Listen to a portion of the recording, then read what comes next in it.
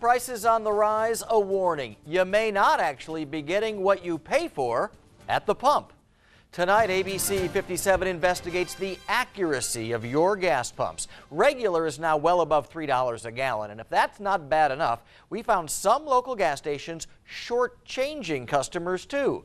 ABC investigative reporter Drew Gardner got his hands on state inspection reports and is live in studio tonight. Drew? Well, Brian, you may have seen one of these weights and measures stickers while pumping gas. It means the pump has gone through one of these inspections and is pumping as it should be. But these inspections only come once a year. So what about the other 364 days? I tagged along with inspectors to find out how they are keeping the pumps honest and how you can too. For Roger Shields, the ripping off of a sticker means another year has come and gone. He's once again beginning his yearly inspections on all of Mishawaka's commercial gas pumps. We check for leaks and make sure all these valves are, there's no hose leaks. But most importantly, he checks to make sure you're getting what you pay for. Station owners today want to get everything tested and keep it current. He uses these special tanks to measure out 5 gallons of gas, making sure it matches what the pump says. They have to be plus or minus 6 cubic inches to pass or fail. If they are outside that range, the pump is rejected and must be serviced and recalibrated. ABC 57 obtained copies for every gas pump inspection in Michiana for 2017. I spent hours going through the numbers. More than 3,000 gas pumps were inspected in 2017. Of those, only 19 were rejected for pumping out less fuel than what you paid for. The worst was this station on U.S. Highway 35 in Winnemac. 7 of its pumps were pumping well under the allowed amounts. One was under 20 cubic inches. In a 10-gallon tank at $3 a gallon, that can end up costing you about 50 cents. The pumps were fixed, re-inspected, and approved. Now, here's a curveball we weren't expecting. Normally, when the pumps wear, it's always over.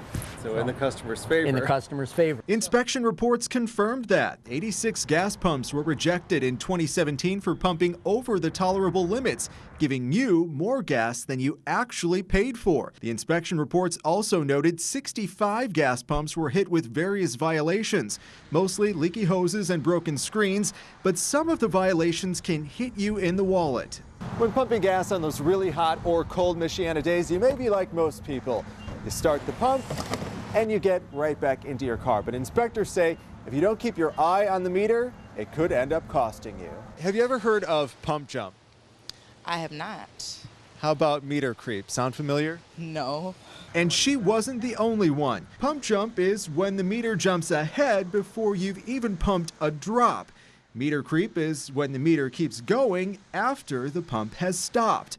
According to inspection reports, only 3 Michiana pumps were found to be pump jumping and 2 were meter creeping. This mire on Red Arrow Highway in Stevensville did both.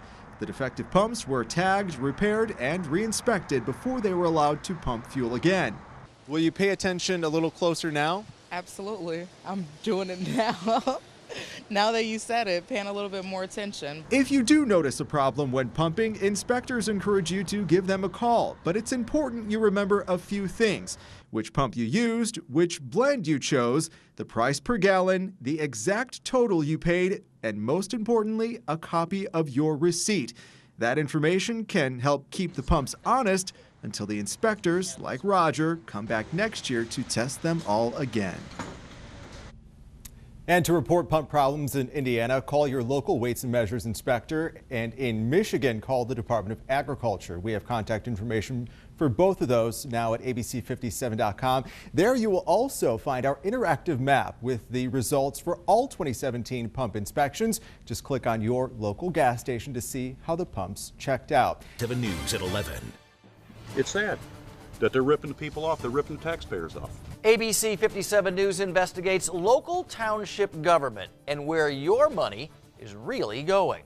Thanks for joining us on ABC 57 News at 11. I'm Brian Coneybear. Our exclusive investigation uncovered hundreds of thousands of dollars being misspent, and some of it actually being pocketed by elected officials.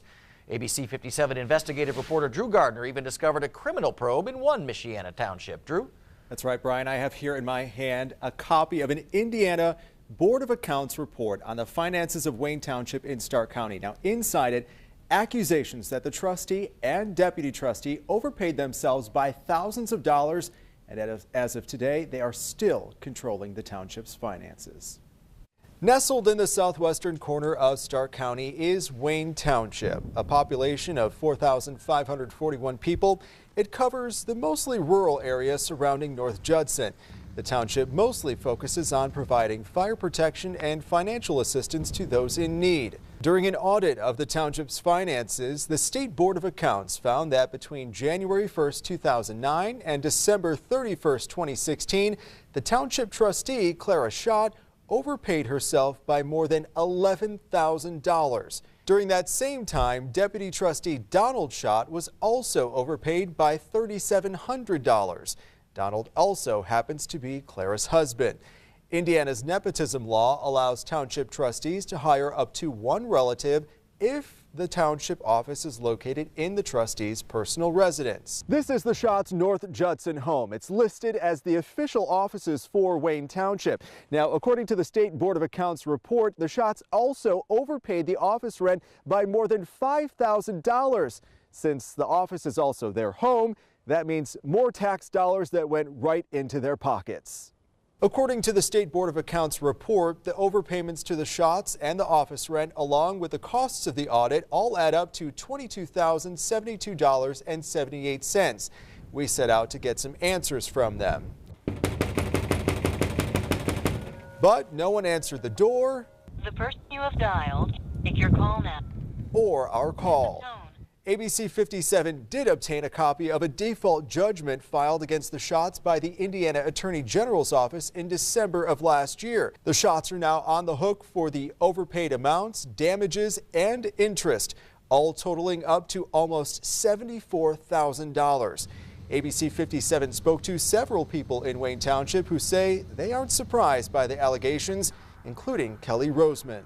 It's sad. It's sad that they're ripping the people off. They're ripping the taxpayers off. Roseman has lived in Wayne Township his entire life, and he says he's had enough. Do you feel like the township's well taken care of? Not necessarily. There's things they could fix here. Things that this money could be going towards? That's correct. They waste a lot of money on stuff, and then they got people like that taken out of the taxpayers' pockets. It ain't right. Right or not, the question now is it criminal? That's what Stark County Prosecutor Nick Borf is investigating. He tells ABC 57 News, we've been working with a detective from the Indiana State Police on this. My chief deputy has been in communication with the AG's office as well as the ISP on this investigation. Now, this isn't the first time accusations like this have come up. A State Board of Accounts audit from 2006 found the Schotts overpaid their salaries and rent by $4,800 in 2005 and 2006. No charges were ever filed then. As for these latest accusations, we're just waiting for the final case report from the Indiana State Police detective. The results of that investigation will determine whether criminal charges will be filed and if the Schotts will be removed from their positions. We should note Trustee Clara Schott is up for re-election this year, and so far, Brian, she has not filed any papers yet to run for that position again. Well, that may be good news for taxpayers. What's disturbing, I mean, good work digging deeper here, but what's disturbing to me is it isn't only happening in this township. There are others out there. No, this is just the beginning, and it's actually much bigger. This is all the State Board of Accounts audits that I found where the trustee in some way has mishandled taxpayer dollars. Some have led to criminal charges, others have not. This is just in our viewing area just the last 10 years. The question now is, what is allowing this to happen? And we're going to find the answer. All right. Well, tonight, ABC 57 investigates trouble with townships. What's really happening with taxpayer dollars in some of Indiana's smallest communities? We've uncovered several probes into financial misconduct, including some that turned into criminal charges. ABC 57 investigative reporter Drew Gardner is taking a closer look for us. Drew? Well, Brian, many people will likely be casting a vote for a township trustee tomorrow, but how many know exactly what their trustee is up to? Chances are you might be surprised. We even found an entire township board who had no idea what their trustee was up to. Prairie Township sits quietly among the farm fields on the southern edge of LaPorte County. It's just a small farming community. Bob Younggreen served on the Township Advisory Board for almost 20 years. He stepped into the trustee role a few years ago when former trustee Lynn Shea made headlines for making more than $40,000 in unauthorized payments. What was the first sign of trouble? When we got called by the Board of Accounts, the state police and the FBI to have a meeting because they couldn't get a hold of her. The board was having the same problem. They hadn't seen Shea since the meetings were moved from her home to here at the township's official offices. We couldn't get her to show up for a meeting for over a year. We were showing up and having our own meetings, and it's nothing we could really do, but we're here. They can't do anything because really the trustee has all the power. And she was certainly using it. When the State Board of Accounts did get a hold of the books, they found she was busy making payments all right, but not on behalf of the township. The audit showed between January 11th, 2011 and December 31st, 2014, she made more than $20,000 in undocumented payments to herself and other family members. She also racked up thousands of dollars in fines with the IRS. She has the authority to do the checkbook, and we didn't.